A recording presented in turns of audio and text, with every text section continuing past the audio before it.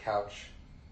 How big a space is this? The side that I'm talking about was not super big. It was about the size of this living room. Okay. A little bit bigger. Okay. A little bit longer, but not wider. So we're talking maybe 25 by 15? I'm not good at meters, but Okay. I don't know. It was feet. Oh, it's feet? I'm thinking feet.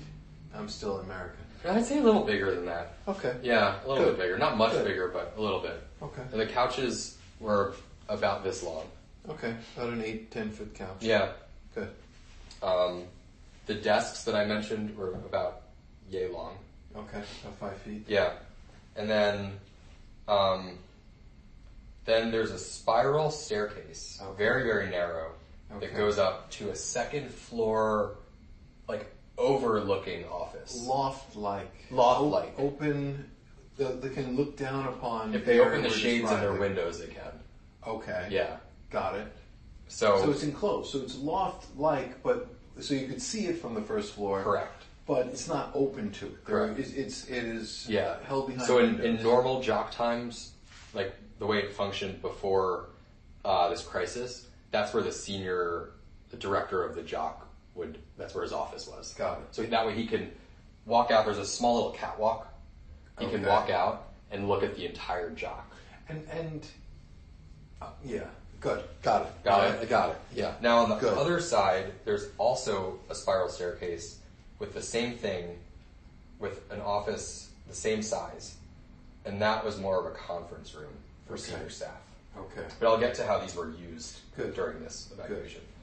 And then down here, on the opposite side of where General Donahue's office was, there was another office for another military person. Okay. I don't really know who was using it. I think at the time I was there, I think the defense attaché from the embassy Kabul was using it. Okay. Then there's a set of glass double doors. Mm-hmm. So they were see-through and had like a metal closing mechanism. It didn't lock. It was just a way to kind of stop sound. Okay, close it off. Yeah. But I think it was open on top, so it didn't really stop sound. It was just to make things quieter. Mm-hmm. And then on the other side, so you go past those doors, which were typically kept open, but at times we closed them. So this was the consular side. This is the part that we took over. It was assigned to the embassy. Good.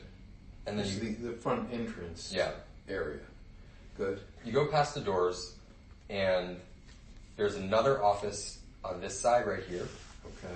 That's where the consular supervisors, leadership, the head of consular for each shift, that's where they would work out of. And at times, I would go in there for one-on-one meetings or to talk about sensitive things with the bosses and stuff. So there's a small little office here. And then there's a hallway that goes down each side. Okay. And it wasn't until close to the end that I ever went down one of those hallways for work purposes.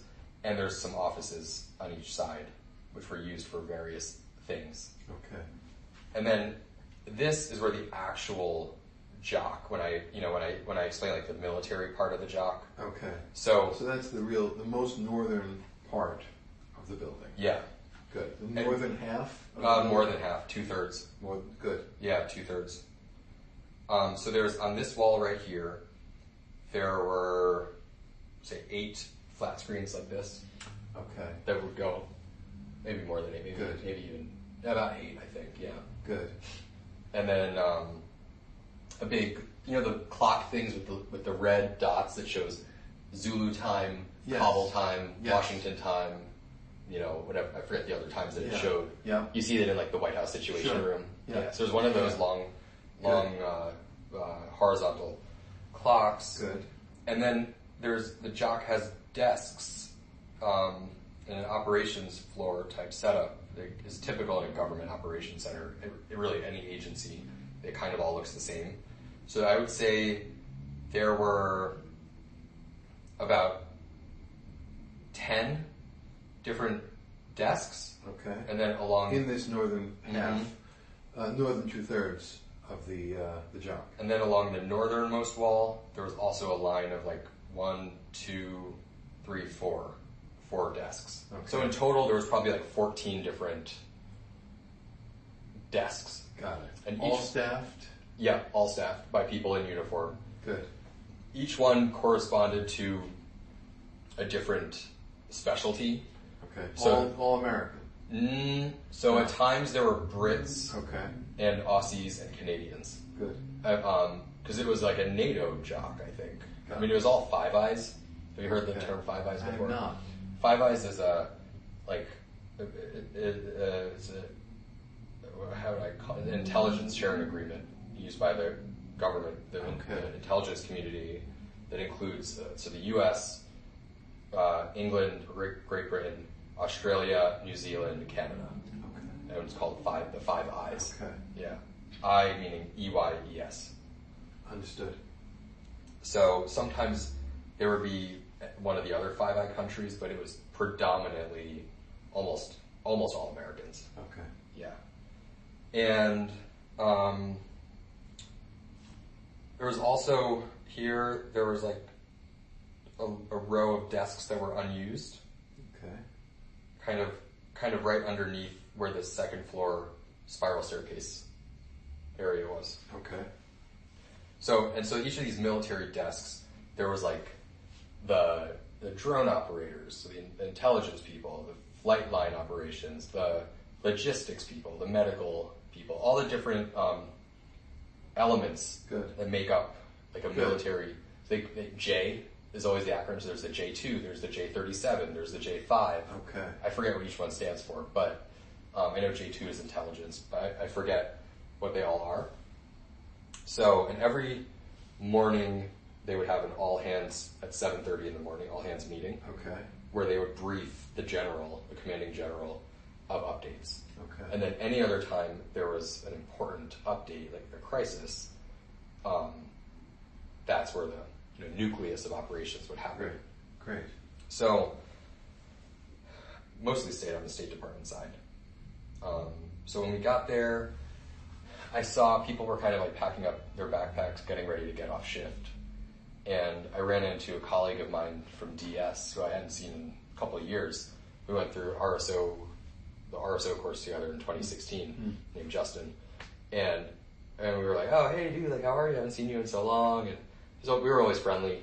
We didn't keep in touch, but we were always, friendly. Mm-hmm. And, so we just, hey, great to see you. And I'll see you.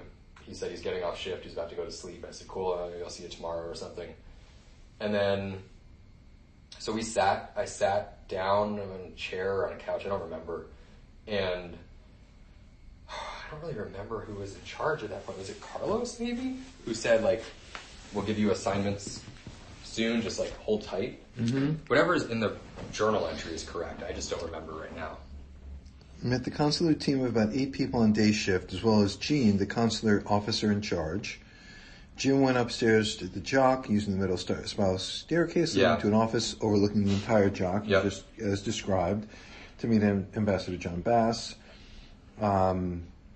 I spoke to Gene to ask specifically what I was supposed to be doing on the ground. I was sent by NEA Bureau, not Consular Affairs, so I thought maybe I'd be doing political officer or staff work. Gene said they really needed bodies for consular work.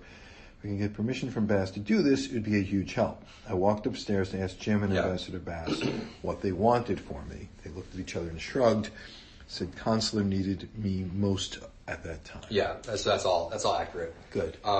So Gene was there. I think Jane hadn't yet arrived. Okay. Now Gene I had met in 2019 briefly.